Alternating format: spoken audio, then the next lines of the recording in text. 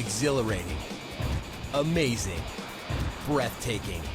All these words describe the buzz of skydiving, but when Shayna Richardson's chute didn't open, we called it Incredible Survival Story number 15. And he starts telling me about it and told me how only crazy people jump out of airplanes. And I'm like, well, call me crazy because I think that looks awesome.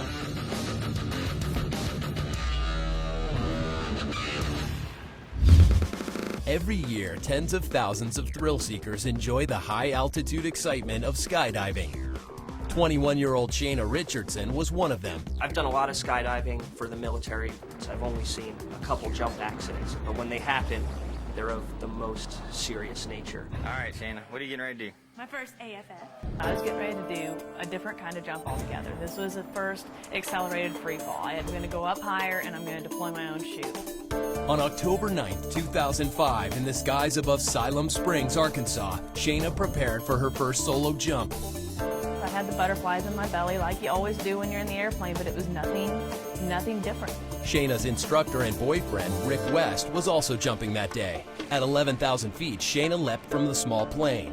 After a brief free fall, something went horribly wrong. I lost control of the canopy. I heard a really loud snap, and I started spinning. It was every skydiver's worst nightmare. The slider was hung, makes the canopy twisted, and it makes it turn. Simply reaching up, grabbing the other toggle, getting myself straightened out, and landing the parachute. It's that simple. But I didn't realize what my problem was. I was in a horrible state of panic. That noise just made me freeze. Ben Sherwood is the author of The Survivors Club, The Secrets and Science That Could Save Your Life. Conquering your fear and maintaining composure and taking action are very, very hard to do, especially when you're hurtling toward the ground. But that's the difference between life and death. West watched helplessly from above as his girlfriend spiraled out of control. I had a sick feeling, you know, what can I do, what can I do, oh my God, is this happening? A lot of things are going through my mind. Panicking, Shayna continued to plummet toward the ground. I was assuming that she was doing 360s trying to get to the ground faster. She was scared, and when she got past me, I started yelling, pump the brakes. What that's supposed to do is it pumps the lines. Hopefully we'll release the lines just a little bit, give them a little slack. But Shayna didn't pump the brakes. I remember just letting go of the toggles and just saying, okay, God, I guess this is my time to come home. So just please don't make it hurt. Then Shayna blacked out. She has no memory of hitting the ground.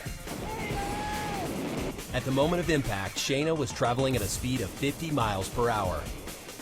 I did a full frontal face first impact into a blacktop parking lot.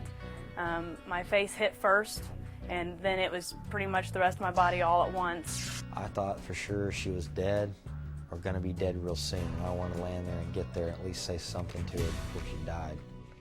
Miraculously, Shayna survived the fall. She was airlifted to a nearby hospital. Just so unlikely that she would not have a catastrophic neck or brain injury. A girl that held her head when I first got there, she had came out and sat with me and said, you know, it's going to be okay. And I said, man, it's not going to be okay. She's dying.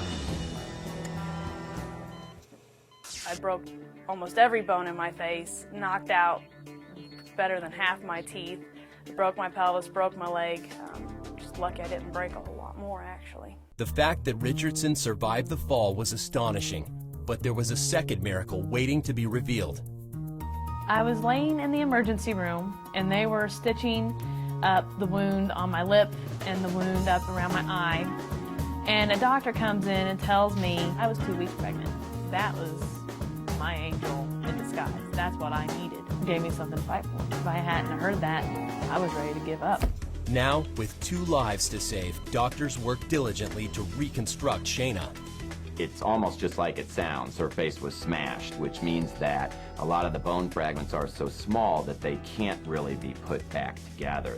I was in the hospital for 16 days, and during that stay I had 2 facial surgeries. The first one, they put 15 metal plates in my cheeks and around my eye sockets to reconstruct that. The whole form of your face essentially goes away, you know, that has to be rebuilt in a multiple step manner, and that's why it takes so many operations and things to get her back to what she was before the injury. Shayna had no insurance, so doctors donated their services. She's a lot of fun to be around, has a lot of energy, just a good person, which is kind of why we chose to do this. I just had to smile and say thank you and be very appreciative for what they were doing for me. On June 13th, 2006, 8 months after the devastating accident, Shayna gave birth to a happy, healthy baby boy she and Rick named Tanner. All the drugs and medications that had been used, going through the procedures as well as recovering, they could have affected that child. But if you've watched that child at all, that's a 100% normal boy. The month after giving birth to her son, Shayna was back skydiving, just to prove she could do it one last time. I went back. I realized that day that I get a much greater rush from my little boy. Pretty much can tell you I probably won't ever go up again.